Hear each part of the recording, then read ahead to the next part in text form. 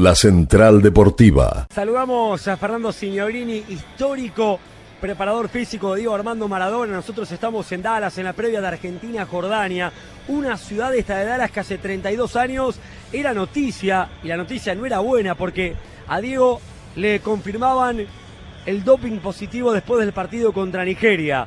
Profe querido, un gusto en saludarlo. Nicolás May, Emiliano Guardia y todo el equipo de la Central Deportiva, le damos la bienvenida. ¿Cómo anda? Muy bien, ¿cómo están ustedes? Hola, profe.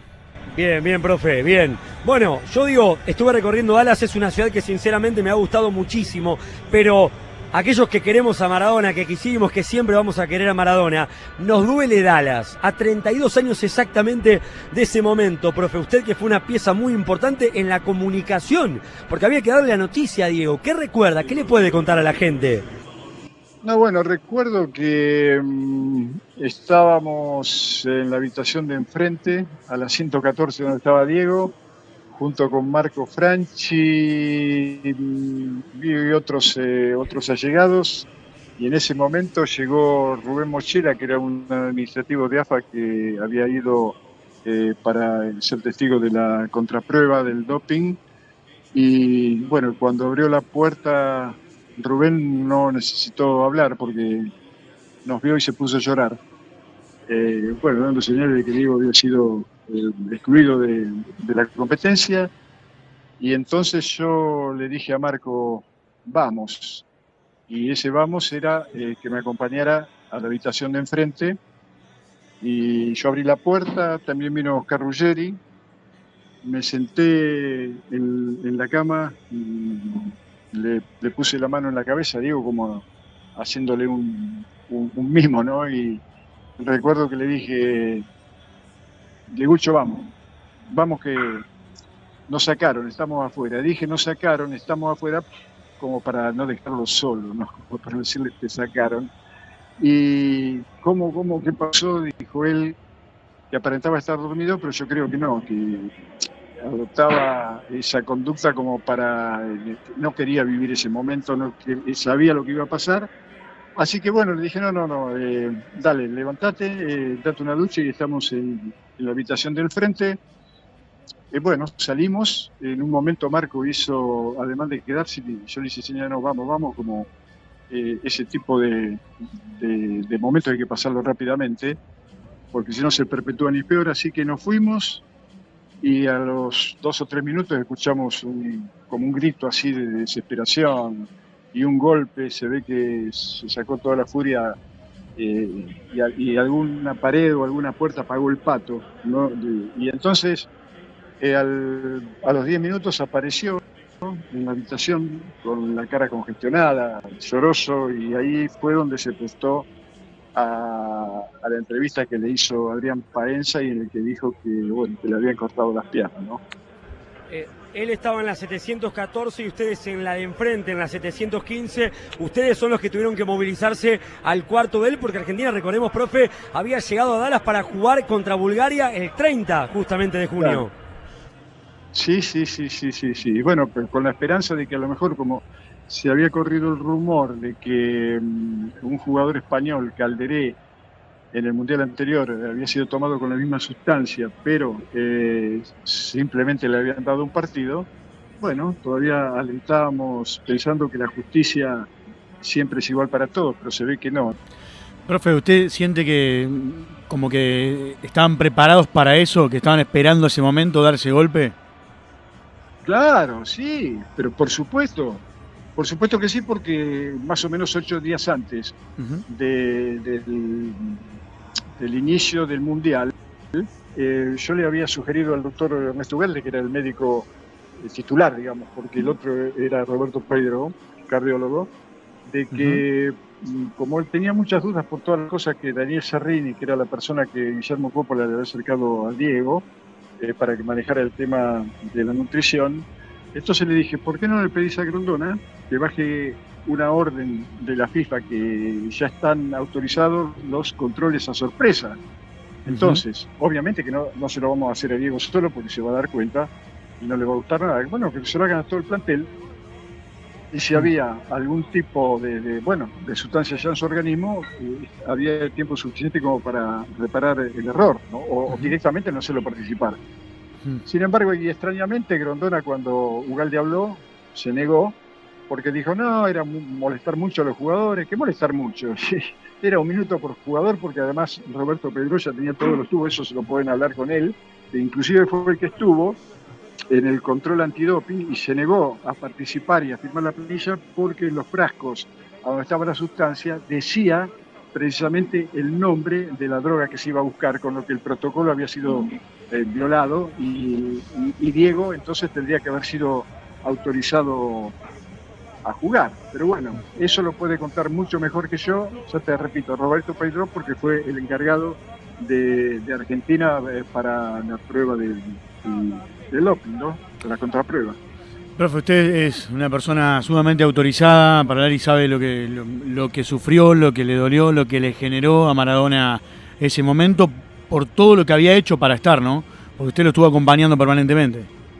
Sí, porque él había hecho lo imposible para llegar. No te olvides que cuando nosotros nos fuimos a La Pampa para comenzar el periodo de preparación, Diego había aumentado 14 kilos, había dejado de jugar al fútbol, tenía su problema de adicción y sin embargo hizo lo imposible, un esfuerzo tremendo para llegar de la mejor manera, para cumplir con la promesa que le había hecho a Dalma y a Yanina de jugar ese mundial para que ellas lo vieran en una competencia de ese tamaño, ¿no? Pero bueno, como siempre, el poder que es miserable condena a todos aquellos que se rebelan en contra de las injusticias que ellos cometen. Es lo mismo que ahora pasa en Estados Unidos con la discriminación que han hecho con el equipo de Irán, con este árbitro. Ningún árbitro, increíble que ningún árbitro haya dicho, si no reintegran a este muchacho africano que además había sido elegido el mejor árbitro de todo el continente africano y lo hicieron afuera, vaya a saber por qué, o al otro jugador de Irak que lo tuvieron 7 horas haciéndole una serie de preguntas en el mismo aeropuerto cuando llegaron, o a la delegación también de Uzbekistán y a otra más que no sé por todos los controles que lo hicieron pasar. Entonces yo creo que no, que de ninguna manera, yo creo que Diego mismo se hubiera opuesto y hubiera, no sé, tal vez hubiera promovido un boicot para que no hicieran o no cometieran esa injusticia que cometieron contra todos ellos, que son los mismos que se están cometiendo, desnaturalizando al fútbol con esto del cooling break y todas esas estupideces que hacen que, bueno, únicamente se privilegie el negocio de la publicidad y el negocio de las apuestas, por otro lado, ¿no? Profe, Diego hizo un laburo impresionante con usted, se preparó realmente para ser la figura del Mundial, pasa lo que pasa, pero usted conociendo en la intimidad a cómo estaba ese plantel argentino repleto de figuras, con Cani, con Batistuta, sí, Balbo, Redondo, Simeone, todo el mundo cree, futurología nadie puede hacer, pero muchos creen que ese equipo de la Argentina se privó de ser campeón, de levantar la tercera estrella. Se sentía que realmente era un equipo que daba la talla, que iba a estar a la altura de lo que había generado previamente a esa competencia.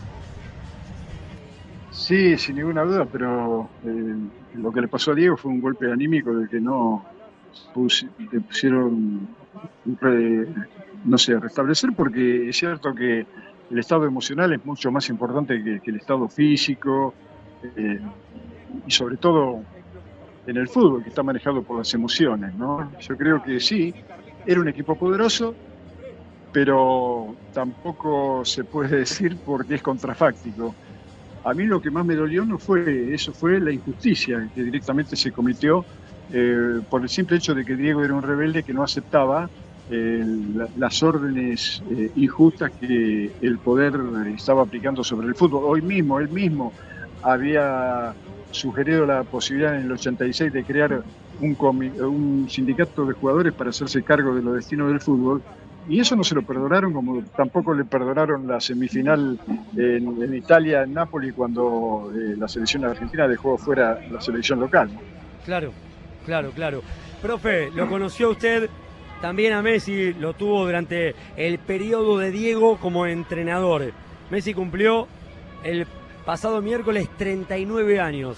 ¿Hay alguna reflexión que nos quiera regalar de ese Messi de Sudáfrica a este Messi de la actualidad? No, pasó muchísimo tiempo. En ese momento era una promesa, pero ya se adivinaba que iba a ser el jugador extraordinario que es. Y a mí no me sorprende porque bueno, son casos excepcionales, pero también en otros órdenes, en cualquier otra disciplina, existen estos tipos que no nacieron para ser explicados, nacieron para asombrarnos, salvo que uno sea muy vanidoso y bastante estúpido y se crea que puede explicar lo inexplicable, ¿no? Ni él mismo, ni el mismo Leo puede explicar por qué tiene todos esos dotes para jugar a este deporte de la manera en que lo hace, ¿no? Profe, ¿ve a Argentina con posibilidades por todo lo que pasó en este ciclo después de Qatar de poder repetir el título? Sí, yo creo que de cualquier manera, para mí el éxito está asegurado, toda vez que para mí el éxito no, más allá del resultado, está en el hecho de que todo y cada uno de los jugadores argentinos va a dar el máximo de ellos mismos para que las cosas salgan bien. Después el fútbol es lo que es, desde que 11 uruguayos le ganaron a 200.000 brasileños en el Maracaná en el Mundial de 50, yo sé que en el fútbol puede pasar cualquier cosa. Ahora, de lo que podemos estar seguros, que más allá del resultado, el éxito está asegurado precisamente por eso, porque van a dar el máximo por llegar hasta las últimas consecuencias, ¿no?